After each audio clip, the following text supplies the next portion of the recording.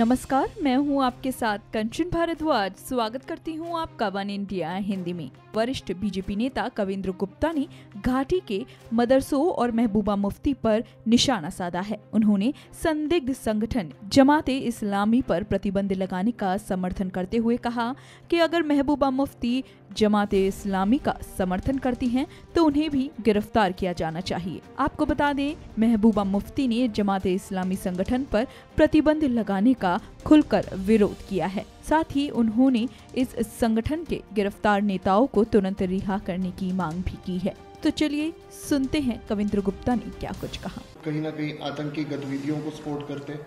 देखो, मैक्सिमम ऐसे लोग हैं जहाँ पर सपोर्ट होती है और फंडिंग होती है, तो इस कारण से वो भारत के खिलाफ जहर उगलने का जो काम होता है इन्हीं लोगों द्वारा किया जाता है। इनकी स्क्रीनिंग होनी चाहिए, इन पर एक्शन लेना चाहिए। जो भी गलत गतिविधियां में इन्वॉल्व हैं उन पर केस बनने चाहिए। जो मदरसे है उसमें आतंकी जो है पैदा हो। देखो, मैंने इस संदर्भ में कहा है, बांग्लादेश ने भी, अफगानिस्तान ने और भी कई कंट्रीज ने मदरसों को बैन किया है। वहाँ पर गलत गतिविधियाँ होती थी।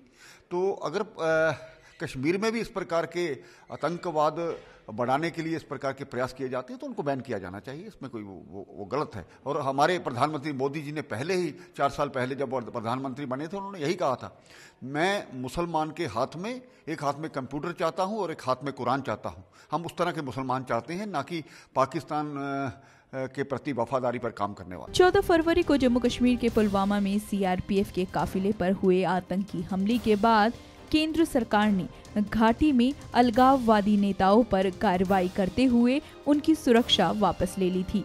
इसके बाद से ही जम्मू कश्मीर की पूर्व सीएम महबूबा मुफ्ती केंद्र सरकार पर हमलावर है। ऐसे में बीजेपी नेता कविंद्र गुप्ता ने महबूबा पर तंज कसते हुए कहा, बांग्लादेश, अफगानिस्तान और अन्य देश ने गैर कानूनी गतिविधियों में शामिल मदरसों पर प्रतिबंध लगा दिया। ऐसे में अगर कश्मीर में आतंकवाद फैलाने के लिए प्रयास किए जाते हैं तो ऐसे मदरसे यहाँ भी प्रतिबंधित होने चाहिए। यदि महबूबा जी जमाते इस्लामी का समर्थन करती हैं तो उन्हें भी गिरफ्तार किया जाना चाहिए। आपको बता दें कि जमात इस्लामी संगठन पर प्रतिबंध लगाने के विरोध में महबूबा मुफ्ती ने जम्मू कश्मीर के अनंतनाग में एक रैली की अगुवाई भी की थी। उस दौरान हजारों पीडीपी कार्यकर्ताओं ने जमात इस्लामी पर प्रतिबंध हटाने की मांग की थी। गौरतलब है कि केंद्र सरकार ने आतंकी संगठनों से करीबी संबंध होने के शक पर इस संगठन पर प्रतिबंध लगाया था। घाटी में बीते एक हफ्ते के दौरान करीब 300 जमात इस्लामी कार्यकर्ता पकड़े जा चुके हैं। फिलहाल इस वीडियो में इतना ही, लेकिन आप हमारे साथ बने रहिए और हमारे चैनल को सब्सक्राइब करना बिल्कुल मत भूलिए।